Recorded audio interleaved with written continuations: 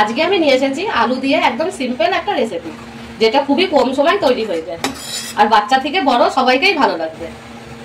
তো চলুন রেসিপিটা শুরু থেকে শেষ অবধি দেখতে থাকুন। আশা করছি আপনাদের নিশ্চয়ই ভালো লাগবে। আর যদি ভালো লেগে থাকে লাইক করতে যেন ভুলবেন না। এরকম নতুন নতুন রেসিপির আপডেট পাওয়ার জন্য আমার চ্যানেলটা সাবস্ক্রাইব করে দিয়ে পাশে থাকবেন। আর ফেসবুক থেকে দেখে থাকলে পেজটাকে ফলো করে নেবেন।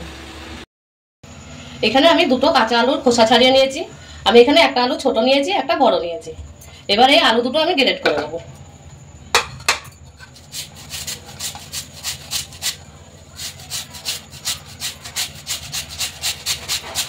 আলু গ্রেট করে নিয়েছি। এবারে গ্রেট করা আলুগুলো আমি পরিষ্কার জলে 4 থেকে 5 বার ধুয়ে নেব। 4 থেকে 5 বার ধোয়ার পরে আমি একটা চালনির উপরে রেখেছি, যে এক্সট্রা জলগুলো আছে ওটা ঝরে যাবে। এবার আমি এটাকে একটা সাইড করে রেখে দেবো। এবার নিয়ে নিয়েছি এখানে 2 কোয়া রসুন, একটা পেঁয়াজ আর 2টো কাঁচা লঙ্কা। এবার এগুলো আমি কেটে নেব। প্রথমে আমি পেঁয়াজটা কেটে নেব।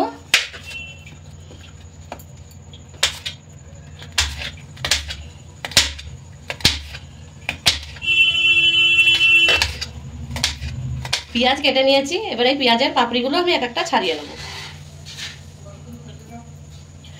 এবার আমি এখানে রসুনগুলো কেটে নেব।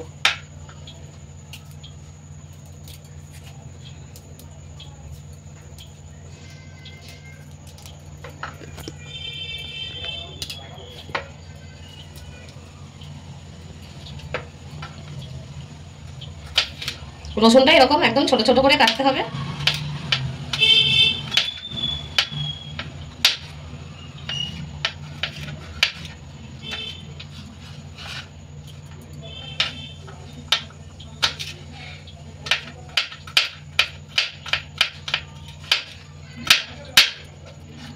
কাঁচা লঙ্কা দুটো আমি কেটে নেব।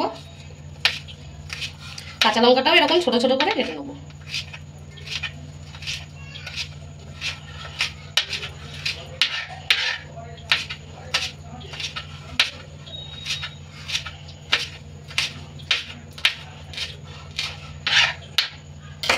এবারে আলুর মধ্যে যে এক্সট্রা জল ছিল ঝরে গিয়েছে। এবারে আলুটা আমি বলে ঢেলে নেব।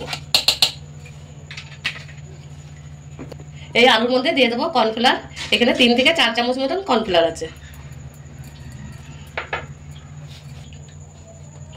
এবার দিয়ে দেবো ধনে গুঁড়ো 1/2 চামচ, জিরে গুঁড়ো দিয়ে দেবো 1/2 চামচ, লঙ্কার গুঁড়ো দিয়ে দেবো 1/2 চামচ। ঝালটা আপনারা যেরকম খাবেন সেই অনুযায়ী ঝালটা দেবেন। হলুদ গুঁড়ো দিয়ে দেবো অল্প, স্বাদ মতন দিয়ে দেবো লবণ। দিয়ে এবার এগুলোকে মেখে নেব।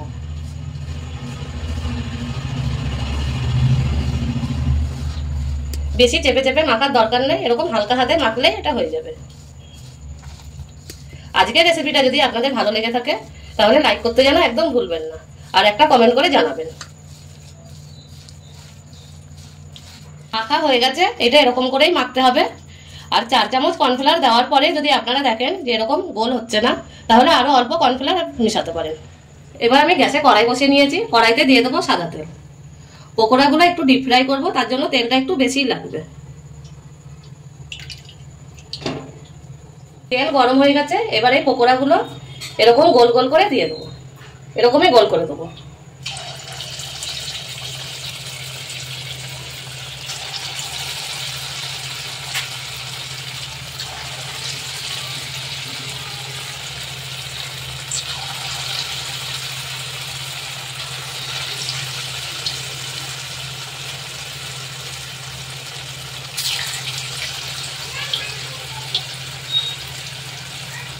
এখানে আমি সবকটাই দিয়ে দিয়েছি। এবার এরকম হালকা হাতে আমি নেড়ে চেড়ে নেবো।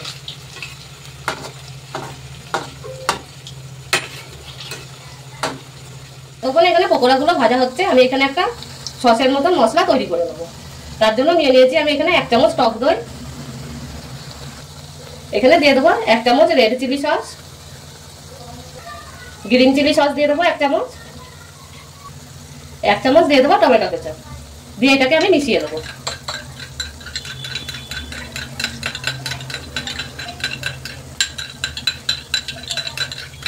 সসটা এখানে তৈরি হয়ে গেছে। পকোড়াগুলো ভাজা হয়ে গেছে। এবার আমি উঠিয়ে নেবো।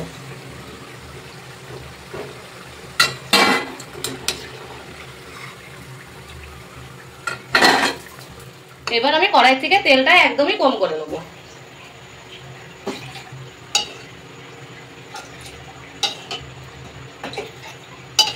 কম করে নিয়েছি একদম।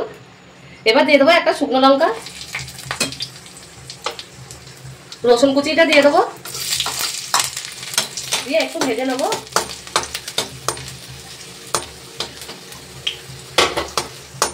ভাজা হয়ে গেছে, এবার পেঁয়াজ আর কাঁচা লঙ্কা একসাথে দিয়ে দেবো, দিয়ে এটাও ভেজে নেবো।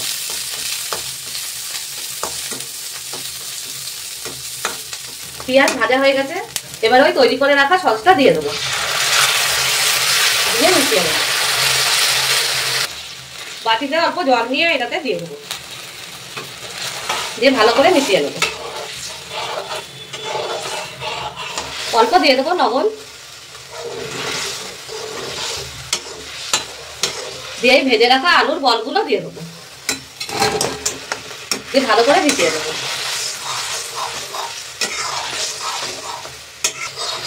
রেসিপিটা কিন্তু খুবই সহজ, দেখেই বুঝতে পারছেন।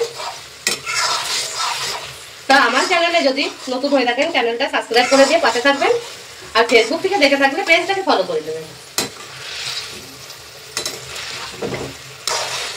2 মিনিট মতো এটাকে রান্না করে নামিয়ে নেবো। ঝোলটা পুরোই শুকিয়ে গেছে, এবার আমি নামিয়ে নেবো। প্লেটে এবার নিয়ে নিচ্ছি। রেসিপিটা কিন্তু খুবই ভালো হয়, একবার হলেও বাড়িতে বানিয়ে দেখবেন, আর আমাকে কমেন্টে জানাতে যেন ভুলবেন না। আপনারা এটা বিকালে স্ন্যাক্সের জন্য বানিয়ে খেতে পারেন, খেতে কিন্তু খুবই ভালো লাগবে।